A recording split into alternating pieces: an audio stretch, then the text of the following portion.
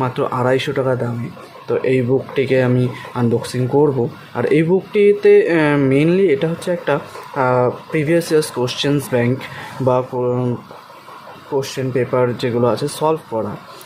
আর সামনে WBCS পরীক্ষা, তো আমি সেই কারণের জন্য আমার এই বইটি আমার কাজে লাগবে। সেই সাথে সাথে আশা করি তোমাদেরও কাজে লাগবে।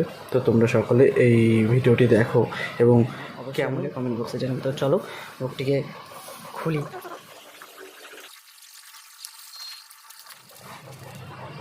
এই সেই বই।